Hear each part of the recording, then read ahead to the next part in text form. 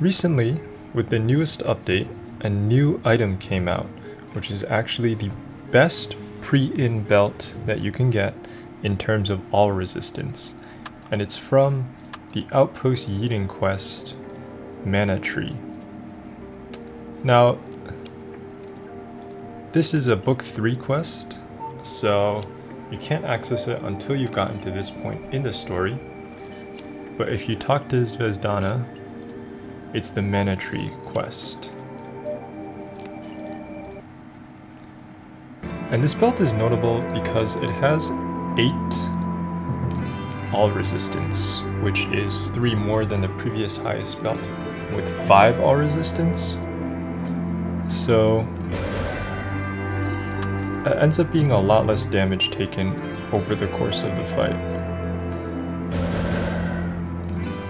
Now, if it's actually notable or not is kind of up to you, because most early in fights aren't particularly difficult. They've all been done just fine with the current belts, such as Ogorek's Treasure. So if you don't want to farm this belt, it's not super needed, but it is still nice to have.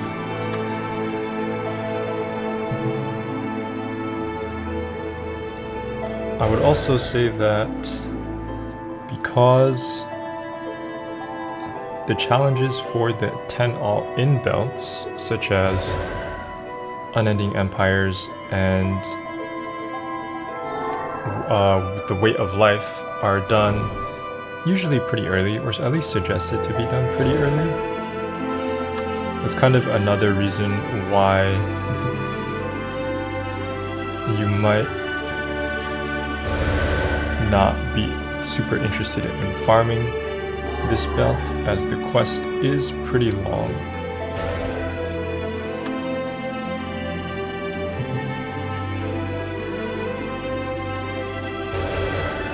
Here's the boss.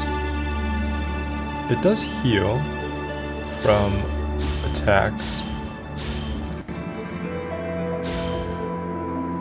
but overall, you know, the quest does have a lot of tanky mobs, as well as the annoying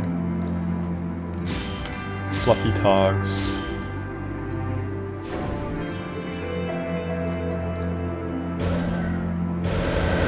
And this quest also comes with a new food, the purple fruit, which increases your end and whiz. So we take a purple fruit, it increases your end and whiz by level divided by 2 plus 5 for 30 turns and applies 10 turns of stuffed. This just gives you basically 50 extra end and whiz at level 90. It can be useful if you just want to use it turn 1,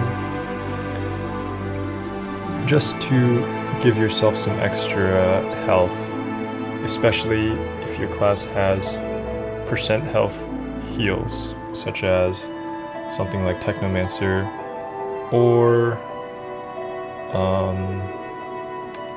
maybe something like Bulwark Dragonlord that really benefits from stacking endurance and then using an awe weapon, so something like that. But just do be careful because of the 10 turns of stuffed.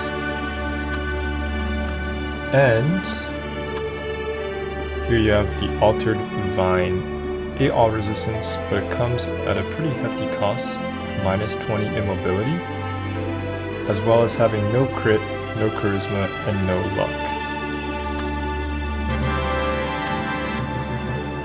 Oh wow, that's convenient, but I already have one. So, if we look here, this minus 20 immobility looks like a lot, but with this gear set, notably Ultra Omni-Knight Blade for the plus 18 immobility, as well as Rose General's ring, which has +4 net immobility. I should not have Legion Bracer. You can end up with 101 immobility. So you have just enough immobility. With Wings of Eternal Light, you can also hit 45 or 50 charisma if you spec 45 or 43.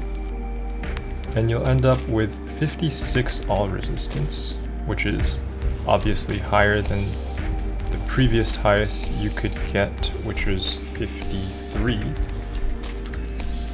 And 45 immobility. So you are actually stun immune. Now,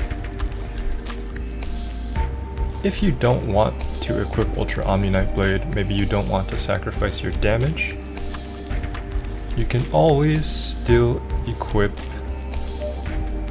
Slimy Necklace for 1 turn, which will give you more than enough immobility, as you can see. You will sacrifice 10 all resistance, but it's definitely a worthy trade for not getting stunned. If you compare this to maybe a more standard gear set with Ogorek's Treasure, see 53 all, stun immune, but notably a lot more crit. If we go back,